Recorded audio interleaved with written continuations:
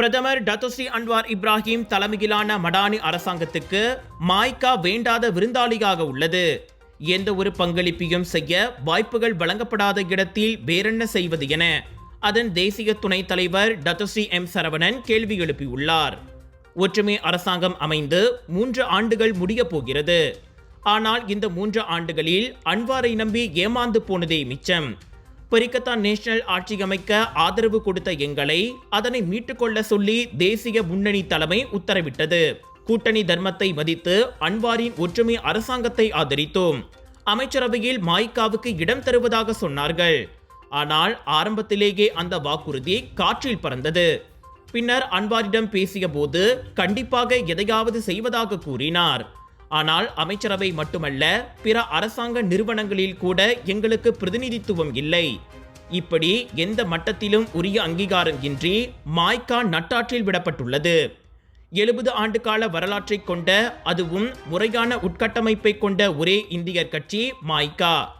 ஆட்சி அதிகாரத்தில் பங்கு கொண்டு மக்களுக்கும் சமூகத்துக்கும் சேவையாற்றிய அனுபவம் கொண்ட கட்சி இன்று உதாசீனப்படுத்தப்படுகிறது. அமைச்சரவையில் பெயரளவுக்கு ஒரு இந்தியர் இருந்தால் போதுமா? அவர் உண்மையிலேயே இந்திய சமூகத்தை பிரதிநிதிப்பவராக இருக்க வேண்டும். அதே சமயம் தேசிய முன்னணி சார்பில் அமைச்சரவையில் இருப்பவர்களையும் இந்தியர்களுக்காக ஏன் குரல் கொடுக்கவில்லை என கேட்க முடியாது. மஸ்ஜித் இந்தியா ஆலய பிரச்சனை, மெட்ரிகுலேஷன் இடஒதுக்கீடு, ஜம்ரி வினோத் விவகாரம் போன்றவற்றில் நமக்காக பேச யாரும் இல்லை. இந்த நிலையில்தான் மாய்காவின் வெற்றிடம் எல்லோருக்கும் புரிகிறது. துன் மகாதீர் பிரதமராக இருந்த காலத்தில் மலாய்க்காரர்களுக்கு அவர் அதிகம் செய்தாலும் இந்தியர்களை கைவிடவில்லை. அவருக்கு இருந்த அசுர பலத்திற்கு இந்தியர்களின் வாக்குகள் தேவையில்லை என்ற நிலையிலும் உதவி செய்வதை நிறுத்தவில்லை. அதே நேரத்தில் டத்தோஸ்ரீ நஜீப் ரசாக் காலத்தில் இந்தியர்களின் வாக்குகள் தேவைப்பட்டதை அறிந்து அவரும் சமூகத்துக்கு அள்ளி கொடுத்தார். ஆனால் இன்று கிள்ளி கொடுக்க கூட ஆள் இல்லை. இப்படி 3 ஆண்டுகள் நம்பி மோசம் போனதே போதும் என வேதனையை வெளிப்படுத்திய தாப்பா நாடாளுமன்ற உறுப்பினருமான சரவணன் முடிவெடுக்க நேரம் நெருங்கிவிட்டதை கோடி காட்டினார். இந்த அவமானங்களால் கட்சி தொண்டர்கள் சோர்வுற்று போயிருக்கின்றனர்.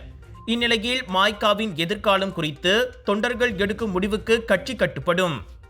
வேண்டாத விருந்தாளியாக தொடர்ந்த அவமானங்களை சந்திக்கும் இந்தியர்களின் அந்த தாய் கட்சியின் எதிர்காலம் விரைவிலேயே தெரிய வரும் என உத்துசானுக்கு வழங்கிய பேட்டியில் சரவணன் கூறினார். Sunshine Kids, the place where your kids shine, the fastest growing, award-winning, best preschool chain in the town.